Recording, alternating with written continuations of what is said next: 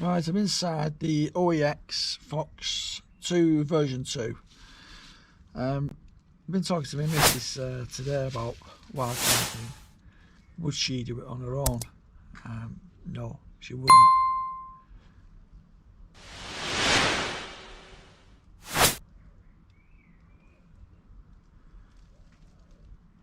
So I asked her why. It's the fear of the unknown. It's the fear of not knowing who's outside the tent, if you hear any noises. We're not used to animal sounds, different sounds outside, what you hear, birds, animals, rustling noise, wind noises. So we're all used to that creature comforts, home, TV, settee, sofa, whatever you're sitting on. So you're not used to the different noises and the different sounds what you're in when you're in woodlands or you're in a field or whichever. So yeah, to overcome your fear, there's quite a few different ways of, I think, doing it.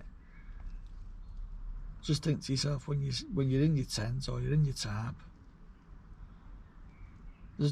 you're more safer where you are than walking a street or down an alleyway. So it's just the unknown, isn't it? It's not knowing what you're gonna come across. I mean, it's like wild van campers and that. They don't know what's outside. They don't know who's knocking about. I mean, you do hear people's vans being broken into while they're in them when the vans are stealth camping. So it's the same sort of thing for them as well as it is for wild camping.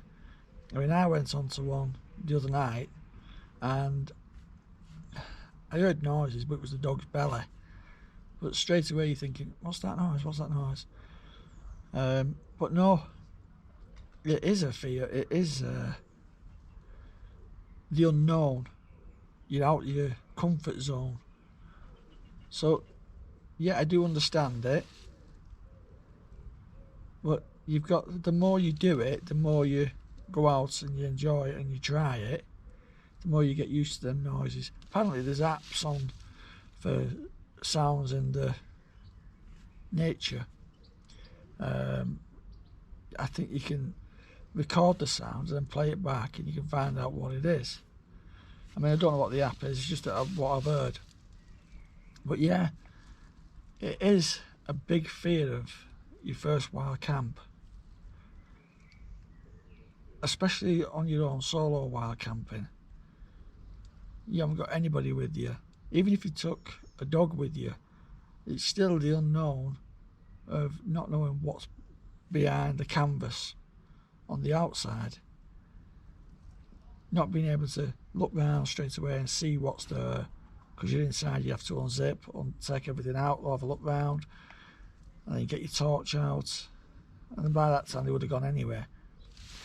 But yeah, there was a woman, I put a link to her YouTube channel, and she's exactly the same when she first started wild camping or stealth camping. She's funny, she's down to earth, but yet you can see, she'll tell you how she felt when she was first time she ever wild camped. So yeah, I do understand it is difficult to go out and do your first wild camp, and the more you do it, the more you get used to the sounds, the more you get used to the noises. It's like when you go to a new town, you don't know where things are. But I would say, before you go and pitch your tent or your hammock up where you're going to be going, go the week before, go 2 weeks before, come back, have another look round, get used to the area, get used to where the woodland is, where the fields are, where the lakes or the streams are. Have a walk round and then find a spot where you want to go, where you're planning on wild camping, and keep going back to it, and then when you've got the know-how of knowing what's around your surroundings, you probably will get over that fear of, well, I know what's outside of me, I know what's... I mean, I did that one and I didn't know anything what was around me. It didn't bother me. I mean, but yet when I watched the end of it, there was a figure outside the tent on my trail camera. It still hasn't put me off it. I'm more tempted to go back and see what it is. But some people, like Jan said to me, my missus, people are different. Everybody is different. Individuals, we all have our different ways of dealing with things and different fears. We all have fears of something. But you've got to overcome your fear. Otherwise, if you don't overcome it, you're always going to be doubting and thinking, what if? Oh, I wish I would have done that. But it is, during the day, it can be very quiet, nothing to do, but you're relaxing, you're taking the views in, you're taking the situation in, you're taking the adventure in. So all I can say is, I would, if you're seriously thinking about doing it while camping, do it in your garden first, on your own, overnight. Do it for a couple of times. Get used to the noises outside and the wind blowing. Then go a little bit closer to home. Then go further afield. Just try it. But I would honestly say, recce the place where you're going.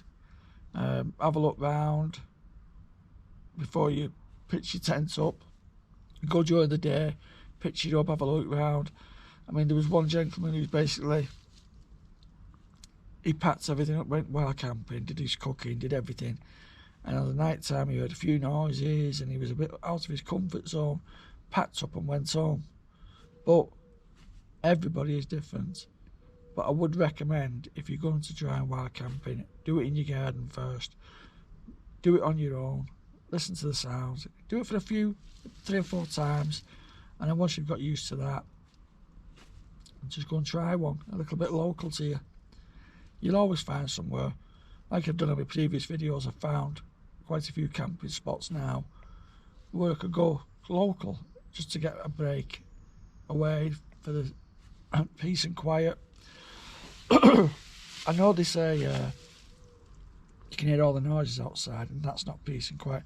It's a different sort of feeling, that sound outside. It can be totally silent at home, but there's that birds whistling and noises, and it's more relaxing outdoors than what it is when you're at home relaxing. It's just a totally different experience. But I would honestly say, try it in your garden first. Do a couple of nights in your garden. One weekend, do a couple of nights in it, then do another weekend after, a couple of weeks later. Get used to it that way. Once you've got used to that, go with somebody if you want on your own. Go with yourself and a friend. They'll have their tents a bit further away from you or next to you, and then try it on your own. But I think the more you get used to it, the more you'll enjoy it. The more you'll have that feeling of peace and quiet, feeling a bit tranquil. You're gonna feel nervous, but just think to yourself, nobody knows who's in the tent. They're probably thinking, oh Craig, it could be a big 25 stone strapping man, or even if you're a woman, they don't know who's inside it. And if you are a woman, you can always put a deep voice on and say, who's that? But just try it. Don't dwell on it thinking, oh, what if it does happen? Your survival instincts will always kick in anyway. So you probably look back on things what you've done in your past and think, oh, well, I got through that, I got out of that situation. So it's the same with anything.